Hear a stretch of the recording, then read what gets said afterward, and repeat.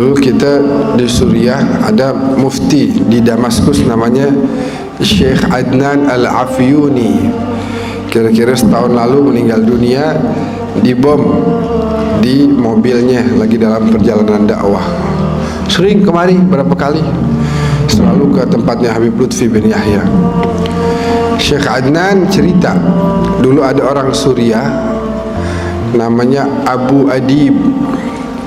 Abu Adib dapat rezeki berangkat ke Madinah. Udah kerja, nabung ke Madinah, ngajak 4 orang, ibu, istri, dan 2 saudarinya perempuan dua-duanya. Dia laki-laki sendiri, dia berangkat ke Mekah dan ke Madinah. Selesai umrah dia ke Madinah ziarah Nabi. Sampai di Madinah ada musibah. Apa musibahnya? Tasnya hilang. Tuh tas isinya duit buat dia selama di situ, dia hidup dari situ, makan tuh udah siapin duitnya dari situ. Hilang.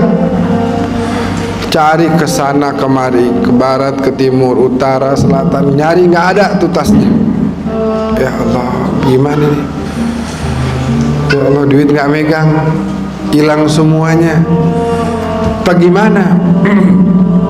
Dia keingetan dawuhnya para ulama yang mengatakan bahwasanya kalau idza daqat bikal ahwalu yawman fa'akthir fi salati ala Muhammad. Kalau seandainya kondisimu lagi sulit, maka perbanyaklah baca salawat kepada Nabi Muhammad sallallahu alaihi wasallam.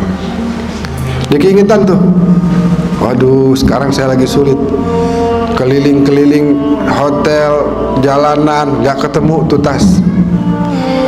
Dia keingetan bahwa kalau dalam kondisi sulit, perbanyak aja baca sholawat. Perbanyak aja baca sholawat. Baca sholawat itu luar biasa, Bu. Siapa orang sholawat 1 kali, Allah sholawat 10 kali. Siapa orang sholawat 10 kali, Allah sholawat 100. Siapa orang sholawat 100, Allah sholawat 1000 kepada dia. Siapa orang sholawat 1000, hurrima jasaduhu minan nar, maka diharamkan jasadnya masuk ke dalam neraka. Orang selawat 1 hari 1000 kali bisa istiqamah, maka gampang kok 1000. Dulu kiai-kiai dulu tuh kalau ditanya gimana santri-santri, ini santri pada malas. Kenapa? Masa baca tahlil sehari cuma bisa 5000 kali? Dulu gitu dianggap malas tuh. Kita 15 kali aja jarang. Ini 5000 rutin tiap hari dibilang males. Kata siapa tuh di Jawa Tengah ada kiai, wah kalian pada jadi orang bangkrut semuanya, bangkrut. Kenapa? Kata yang lain tanya kenapa? Ini nggak bisa baca tahlil cuma 5000 doang, baca la ilaha illallahnya setiap hari. Malu di hadapan Allah cuma baca 5000. Nah ini selawat 1000 kali azim, punya pengaruh yang luar biasa. Kalau kita udah dawamkan tuh, kita nggak bakal bisa lewat, nggak bakal bisa kita lepas nih. Seperti hutang nanti. Kalau orang udah banyak selawat sama Nabi, dia bakal dekat sama Nabi, bakal dikenal sama Nabi, dikenal. Nah orang ini datang ke Ar-Raudhah Asy-Syarifah, datang ke antara makam Nabi dan mimbarnya. Di situ adalah tempat turunnya wahyu Allah. Di situ adalah kata Nabi sebagai raudhah min riyadil jannah, taman surga yang ada di bumi. Akhirnya itu orang datang ke situ bacain sholawat dengan niat supaya ini masalah yang dia lagi hadapin bisa dapat jalan keluar. Kesian ibunya, bininya, saudarinya 2. Dia pikir bagaimana, udah dia datang situ dibacain sholawat aja. Allahumma sholli ala Muhammad wa ali Muhammad, Allahumma sholli ala sayyidina Muhammad wa ali sayyidina Muhammad, Allahumma sholli ala sayyidina Muhammad wa ali sayyidina Muhammad. Begitu. Sehingga karena dia dari tadi tuh nyari ke sono kemari, nyari ke sono kemari, rupanya capek dia. Lagi baca sholawat sambil nyender begitu. Ini yang cerita mufti Damaskus nih, Syekh Adnan Al-Afyuni. Sambil dia senderan gitu ya, akhirnya ketiduran dia dalam sedang membaca sholawat. Dalam tidurnya Allah takdirkan dia berjumpa dengan junjungan kita baginda Nabi Muhammad sallallahu alaihi wasallam.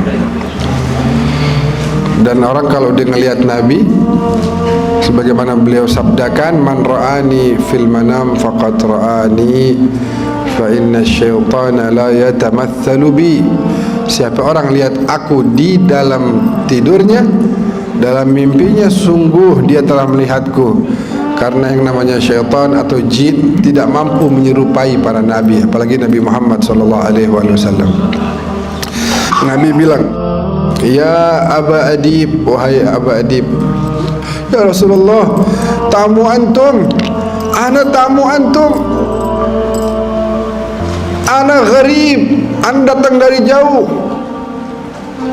Enggak kenal orang, siapa-siapa di sini enggak tahu. Datang bawa bekal buat makan, buat tinggal di sini, hilang. Ya Rasulullah, antum sahibul bait. Tolong jamu saya nih, cariin jalan keluar buat masalah saya." Kata Rasulullah apa? "Ya Aba Adib, idhab ila bab fulani." Pergilah engkau ke pintu sekian. Nabi itu makamnya ada pintu-pintu. Pintu 1, 2, 3, 4, 5, 6, 7, 8 sampai 30-an kalau nggak salah. Pergi engkau ke pintu sekian disebut sama Nabi. Nanti ada penjaga makam di situ, namanya Utsman. Bilang sama dia bahwasanya inna Rasulullah yuqri'uka salam. Nabi Muhammad bilang kirim salam sama dia. Bilang sama si Utsman, engkau setiap hari bersolawat 1000 kali kepada Nabi. Dan sekarang Nabi memerintahkan engkau untuk memberikan jalan keluar bagi saya. Cariin jalan keluar bagi saya. Terbangun dia nangis gerung luar biasa. Bagaimana enggak? Dia pandang tuh wajah paling indah. Dia dengar tuh suara paling merdu. Ya, dia lihat ciptaan Allah paling sempurna. Buru-buru dia salam ke pusara suci Rasulullah, lalu dia cari ke pintu sekian, terus dia bilang, "Afikum Utsman, ada dari kalian nih para penjaga yang namanya Utsman?" Terus satu orang bilang, "Hadza, ini orang ini si Utsman." Terus, "Boleh saya bicara sama antum?" "Boleh."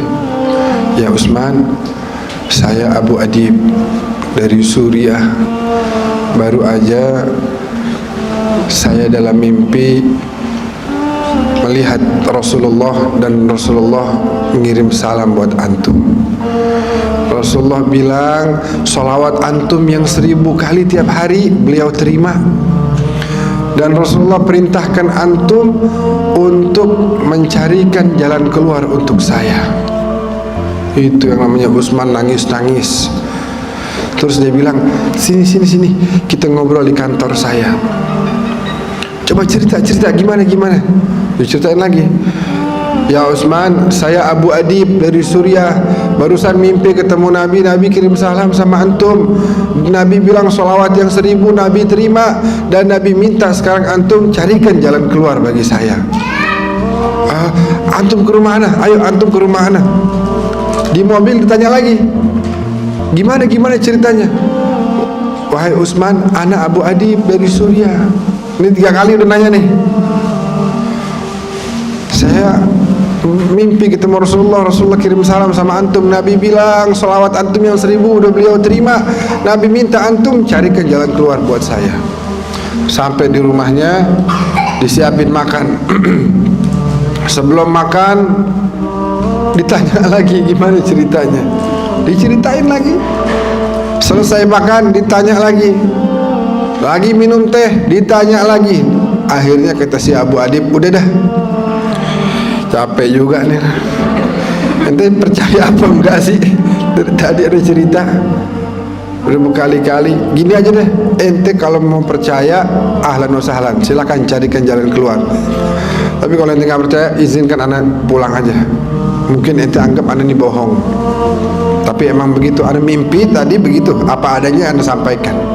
Kata si Utsman, laqad saddaqtuka min marratil ula. Dari pertama kali engkau cerita, aku udah percaya. Tapi ucapanmu Rasulullah kirim salam kepadaku itu ingin aku dengar lagi, aku dengar lagi, aku dengar lagi. Saking aku senangnya tiap dengar kabar dapat ucapan Rasulullah yuqri'uka salam. Aduh, Rasulullah kirim salam, bagaimana hati saya nggak mau seneng.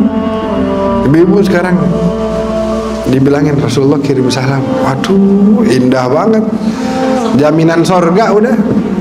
Rasulullah kirim salam, iya kan? Bayangin Rasulullah kirim salam, assalamualaikum, assalamualaikum warahmatullahi wabarakatuh. Doa dari Nabi pasti diijabah oleh Allah Subhanahu wa taala. Kata si Utsman, anu udah percaya sama antum dari mulai antum cerita yang pertama kali. Tapi anu pengen dengar lagi, pengen dengar lagi. Tuh indah apa enggak Ibu? Indah kan? Katanya si Utsman akhirnya, sekarang semua keperluanmu aku yang tanggung. Engkau adalah tamunya Rasulullah sallallahu alaihi wasallam. Maka sebuah kemuliaan untuk saya menjamu tamunya kekasih saya Rasulullah sallallahu alaihi wasallam. Antum bisa bayangin tuh, kemuliaan yang didapat sebenarnya lebih kepada si Utsman daripada si Abu Adib. Kenapa? Karena dia mendapatkan amanah, kepercayaan dari Nabi. Nabi meminta kepadanya satu permintaan, dan itu kemudian menjadi penyebab kemuliaan bagi dia. Bagaimana dia bisa dapatkan kemuliaan tersebut? Dengan tadi, tiap hari dia baca salawatnya berapa? 1000 kali. Abu Adib membaca beberapa kali, kemudian Allah berikan jalan keluar atas masalah yang sedang menimpa dirinya. Jadi kalau kita mau melazimkan itu, mendawamkan itu, maka akan terasa begitu banyak perubahan-perubahan yang terjadi dalam diri kita. Baik itu yang sifatnya zahir, rezeki kita, kesehatan kita, perjalanan usaha kita, bisnis kita, semuanya akan mendapatkan kemudahan demi kemudahan. Ataupun batin kita, karena dengan salawat Nabi tinggal di hati kita, maka Nabi nggak akan pernah bersatu dengan yang namanya rijis. Kotoran-kotoran akan hilang dari hati kita. Kenapa? Karena Allah tidak mungkin menyatukan Nabi dengan kotoran. Kalau sudah Nabi tinggal berada, menetap di hati kita, itu yang namanya sifat hasud, yang namanya iri, dengki, dan lain sebagainya akan hilang. Yang akan menetap di hati kita adalah cahaya dari junjungan kita baginda Nabi Muhammad sallallahu alaihi wasallam. Amin ya rabbal alamin.